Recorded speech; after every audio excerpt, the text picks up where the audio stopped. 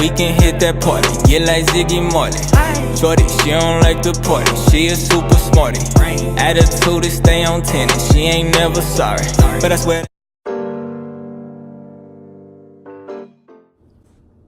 Good morning, this is Kay Tavon and this is the Lifestyle Channel. Today we have part 3 of the 2018 book review series. I'm really excited to bring you these 10 books that we have today. Remember that the names of the books and the links, if you want to purchase them, are in the description section of this video. So let's get started.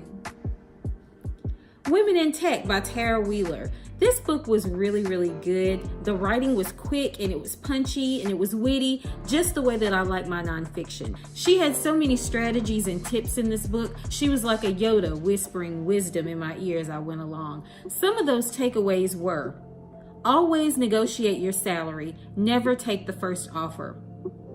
She had the best format for tech resumes, how to ace a tech interview, and how to start your own company.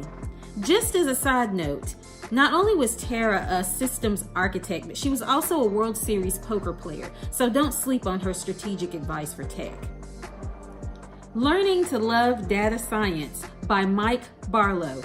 Here's a quote: "It's vitally important to remember that most people have not considered the immense difference between a world seen through the lens of a traditional relational database system and a world seen through the lens of a Hadoop distributed file system." I understand this sentence now, but not before looking up about 3 to 5 definitions in a technical dictionary. So if you decide to read this book, just make sure that you have a technical dictionary nearby because you're going to need it. The Millionaire Next Door by Thomas J. Stanley. Now this book was written several years ago, so keep in mind that the numbers may change as well as the names of the positions of those high earning salaries, but the message is still clear. Let's take a look at these 3 points that he made in his portrait of a millionaire. Most of us, 97%, are homeowners. We live in homes currently valued at an average of $320,000. About half of us have occupied the same home for more than 20 years. Thus, we have enjoyed significant increases in the value of our homes. We live well below our means. We wear inexpensive suits and drive American-made cars. Only a minority of us drive the current model year automobile. Only a minority ever lease our motor vehicles. Our household's total annual realized taxable income is $131,000, median or 50th percentile, while our average income is $247,000. Note that those of us who have incomes in the $500,000 to $999,999 category, 8%, and the 1 million or more category, 5%, skew the average upward. It is very clear that wealth is what you accumulate and not what you spend. Rich Dad, Poor Dad by Robert Kiyosaki. This book read more like a novel to me, so I wrote my own little summary. A little boy named Robert befriends another little boy named Mike. Both Robert and Mike make a hobby out of watching how their fathers deal with money over the next 10 to 15 years. One dad was labeled poor, the dad that worked for money. The other was labeled rich, the dad that made money work for him. Robert's dad was the poor dad. He accumulated years and years of debt while trying to educate himself to the top, while Mike's dad was the rich dad. He invested in real estate, stocks, and made money work for him. And that is the story of Rich Dad, Poor Dad. Of course, there are many details throughout the book, tips and things that we could get from Mike's dad that he gives to us. There were tons of takeaways that I took from that book, Rich Dad, Poor Dad, but one of the best things that I took away was not even written in the book as a tip or a takeaway, and that is that your children are always watching the way you deal with money. The 7 Habits of Highly Effective People by Stephen Covey. Listen to this quote. "We must allow ourselves to undergo paradigm shifts, to change ourselves fundamentally, and not just alter our attitudes and behaviors on the surface level in order to achieve true change." Stephen Covey. In order to be proactive, we must focus on the circle of influence that lies within our circle of concern. In other words, we must work on the things that we can do something about. The positive energy we exert will cause our circle of influence to expand. Reactive people, on the other hand, focus on things that are in their circle of concern, but not in their circle of influence, which leads to blaming external factors, emanating negative energy, and causing their circle of influence to shrink.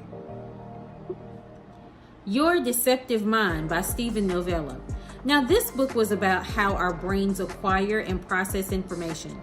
And some of the tips that they had in the book were using critical thinking to filter information in marketing and chain emails and scams, putting in the filters of critical thinking regarding familial, romantic, and business relationships, and also navigating information and misinformation in this media-rich society.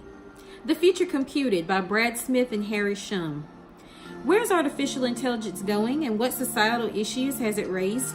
If you'd like the answer to that question, as well as discussions on cloud computing, mobile devices, the impact on the job market, and more, then this book released by Microsoft is definitely going to give you the answers that you're looking for. Here's a quote. While we don't have a crystal ball that shows us the future, we do know that we're all going to need to spend more time listening and learning from each other. The 21 Irrefutable Laws by John Maxwell. Listen to 3 of these very important laws. Law 2, the law of influence. The true measure of leadership is influence, nothing more, nothing less. Law 3, the law of process. What can you see when you look at a person's daily agenda? Priorities, passion, abilities, relationships, attitude, personal discipline, vision, and influence. Law 7, the law of respect. When people respect you as a person, they admire you. When they respect you as a friend, they love you. When they respect you as a leader, they follow. Bill Gates by Robert Heller. Now, this was a really super short book, much like the one that you pick out for your 3rd graders public library summer reading form. The book talks about Mr. Gates' strengths and his weaknesses, and by extension, Microsoft's strengths and weaknesses.